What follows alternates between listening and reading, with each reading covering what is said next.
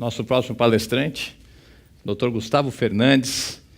Ele é formado pela Universidade Federal da Paraíba, tem residência no Hospital das Clínicas, da Faculdade de Medicina da USP e também no Hospital Sírio-Libanês. Atualmente, presidente da Sociedade Brasileira de Oncologia Clínica e também o diretor médico das unidades do Sírio-Libanês em Brasília. Doutor, obrigado também. Por favor, o palco é seu. Muito obrigado. Boa tarde. Bom, o Ayrton acabou de falar os motivos pelos quais eu estou aqui. Estou aqui porque eu sou oncologista, eu estou aqui porque eu estou presidente da Sociedade Brasileira de Oncologia. Mas eu não sou só isso. Eu sou filho do meu pai, que é o seu Aécio, da dona Bete, eu sou irmão da Beatriz, sou casado com Juliana, eu tenho 2 filhos pequenos. E eu sou torcedor do Flamengo, e isso faço questão de declarar ainda hoje. E eu não tenho partido político, também é uma coisa boa que a gente faz atualmente.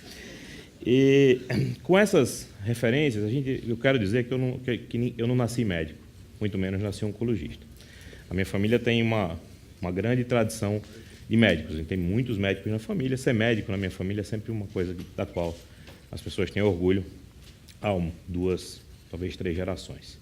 E eu cresci sob a influência da medicina. Mas nunca entrou no meu cenário, nunca teve na minha cabeça a possibilidade de fazer oncologia. Nunca foi isso, esse assunto nunca teve na minha vida. Até que o câncer bateu na porta da minha casa e levou minha mãe com 50 anos de idade. Então, quando a gente parte disso, a gente olha um cenário dessa natureza, de uma doença que é avassaladora, que eu tenho certeza que todos vocês conhecem de forma pessoal, de alguma maneira. Então, dá uma vontade muito grande de tentar enfrentar essa situação. Diz, olha, o que eu posso fazer, pequenininho, para tentar ajudar as pessoas que têm câncer? Então, isso é uma vontade que cresceu dentro de mim e me trouxe até aqui. Bom, quando a gente fala de câncer, a gente tem que falar um pouco como sendo uma doença que hoje é um grande mal da humanidade. A humanidade, assim caracterizada como Homo sapiens, ela tem aí algo como 200 mil anos. Deve ter alguém que entende mais dessas datas que eu aqui na plateia, depois vocês podem me corrigir. Então, assim, se eu esticar os meus braços aqui, eu vou mentir um pouco, vou dizer que tem 2 metros. Então, se a gente der 1000 anos para cada centímetro do meu braço, a gente tem alguma medicina na ponta do meu dedo, no último centímetro. Algum tratamento para câncer foi ousado a partir do fim do século XIX, com o Halsted, como o professor Ademar falou, com o Birot, a partir do momento em que se teve anestesia e algum tipo de antisepsia. Então, ou seja, a gente tem 150 anos de algum tipo de tratamento para câncer. Antes disso, essa era uma doença abandonada. A recomendação era que não se encostasse, a recomendação de Galeno era que se você tirasse o tumor, os pacientes viveriam menos. E existiam casos descritos de que sugeria-se fortemente que você teria uma mortalidade maior se você mexesse no tumor. Então, enfrentar um câncer é uma coisa que existe de 150 anos para cá, o que é uma pequena fração da história da humanidade. Já a oncologia clínica, que hoje talvez seja o grande palco aí de discussões, ela você pode colocar como oncologia clínica existindo de alguma forma a partir de 1950, quando o Sidney Favre desenvolveu a primeira droga antifolato, na verdade meio por acaso, era um folato que era para ser uma substituição, para ser um tratamento para anemia que não deu certo, a molécula ficou meio atrapalhada e ela começou a atrapalhar o crescimento de células. E por acaso, assim, se começou o tratamento do primeiro câncer tratado com medicamentos, que foi leucemia linfóide aguda, uma leucemia da infância, que foi um dos primeiros tumores a ser efetivamente curado, o primeiro a ser curado com poliquimioterapia. Bom, aí quando você contextualiza isso historicamente, você pega na década de 50, o que tinha acontecido nos 50 anos anteriores? A sobrevida da população estava aumentando brutalmente, porque você estava tendo desenvolvimento de vacinas, noções de medicina sanitária e antibiótico. Então, essas 3 medidas, elas elevaram de maneira brutal a estimativa de vida da população. Isso foi muito bom. A estimativa de vida no Brasil dobrou nos últimos 100 anos. Isso é magnífico. Na história da humanidade inteira, a gente vivia mais ou menos parecido com um cavalo. Hoje, a gente vive 3, 4 vezes mais do que um animal dessa natureza mais bem tratado. Então, houve uma belíssima evolução nisso. Mas, junto com isso, a gente trouxe desses princípios que a gente poderia lidar com as outras doenças com o mesmo princípio que a gente lida com infecção. você tem uma infecção, você toma uma pílula, você fica bom. Então, a gente vem aplicando esse tipo de raciocínio a tudo desde então.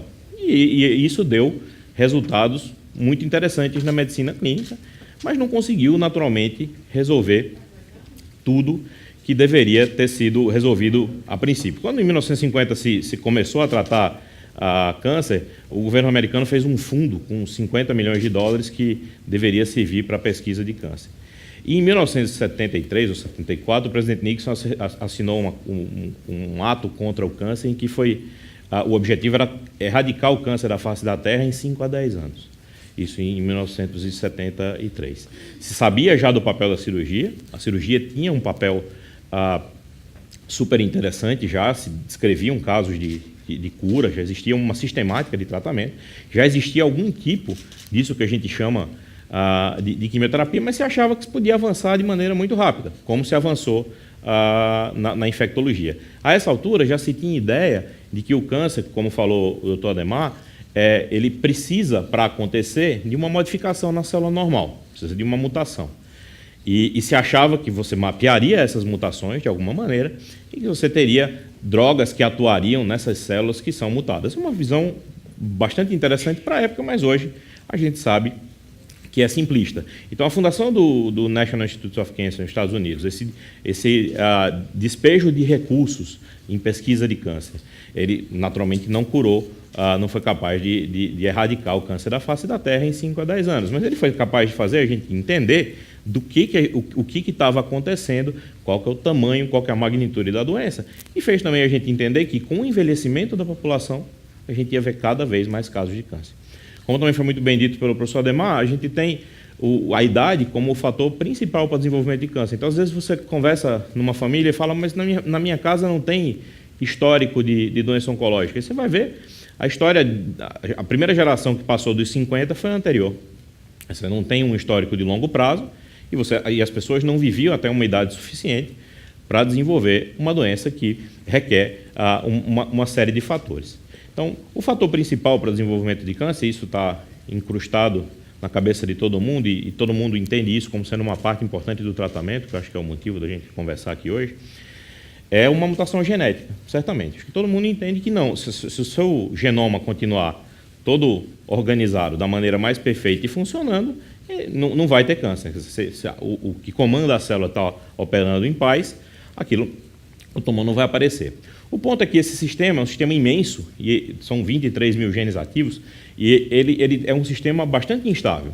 Então, todo dia nós temos pequenas alterações, quebra uma coisa para cá, ajeita uma para lá, o sistema, existe um sistema de reparo.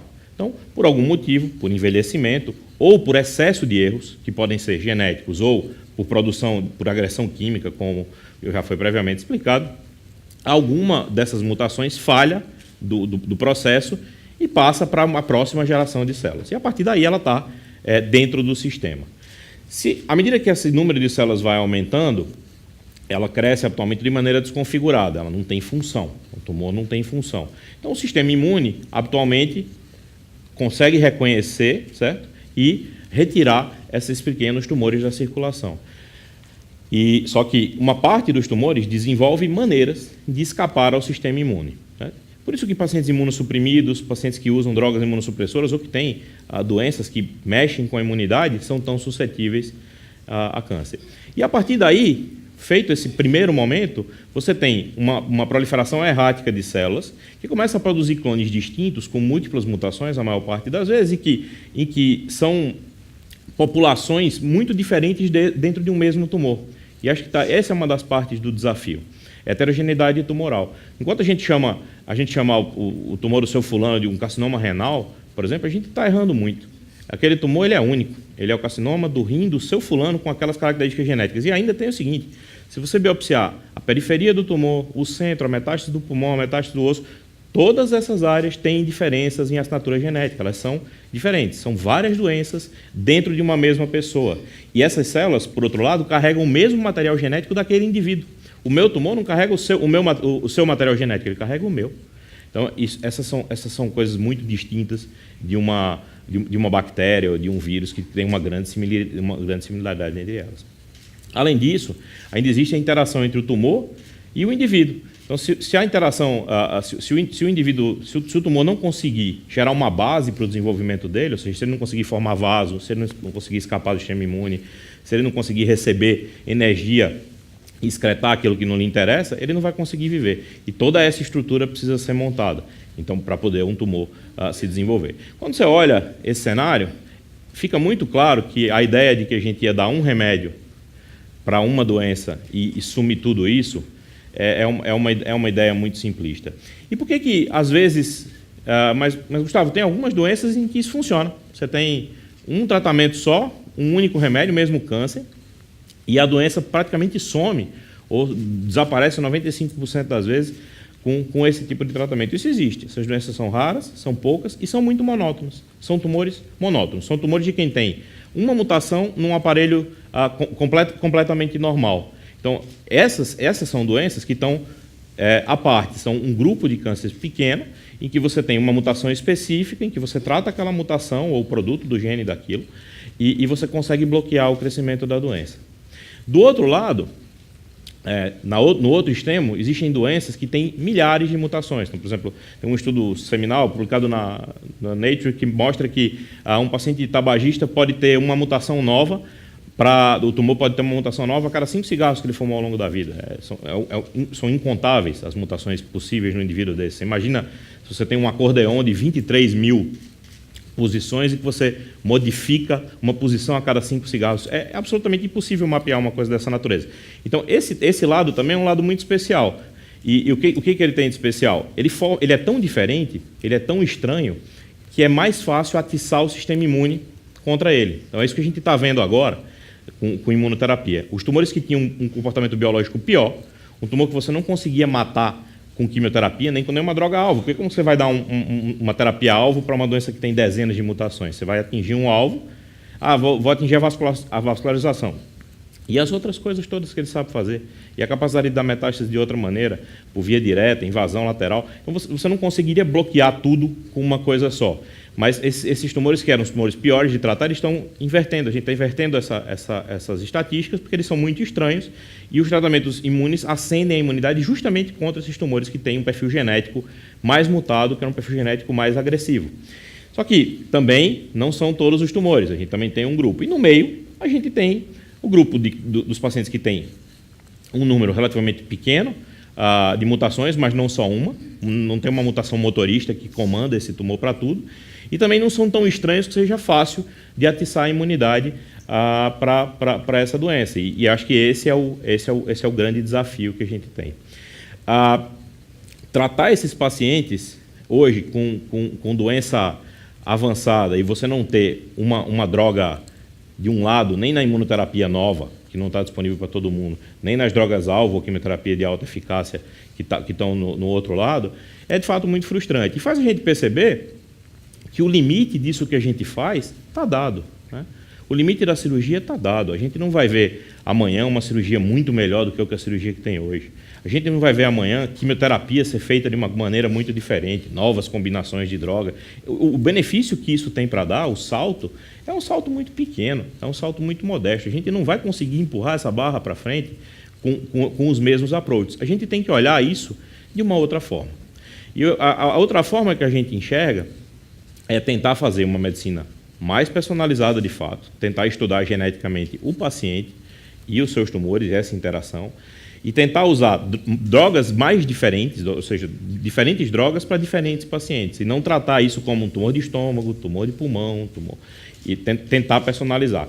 E a outra coisa que a gente acha que vai andar de uma maneira rápida, mas talvez não seja nos próximos 10 ou 20 anos, é a terapia celular, é tentar consertar os erros nas células que estão doentes. Isso parece muito mais razoável do que você tentar destruir. Porque quando você destrói, você tem os elementos tóxicos, eles também são tóxicos para as outras doenças. Se você faz uma coisa que é direcionada para um defeito genético, você vai tratar onde existe aquele defeito genético. Tratar uma célula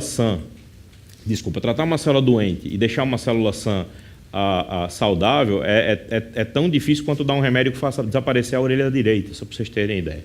Então, precisa ser uma coisa tão parecida, do ponto de vista genético, grande parte do genoma é tão parecido com o da célula normal que o tamanho do desafio é esse, não é uma coisa tão óbvia. Aquilo que a gente olha no microscópio, no microscópio e é diferente, não é tão fácil biologicamente no corpo humano de ser determinado. Então, assim, hoje a gente tem tratamento curativo para 70% dos casos de câncer, vou ser um pouco mais otimista que o professor Ademar. Esse tratamento é feito com cirurgia, com radioterapia, com quimioterapia, com um pouco de droga-alvo e agora com um pouco de imunoterapia. Mas o futuro nosso não é por aqui mais. A gente precisa de novas coisas, a gente precisa de novas ideias, a gente precisa de novos estudos. Esse approach, ele está esgotado. Era isso que eu tinha para dizer. Obrigado. Muito bom, então. Obrigado.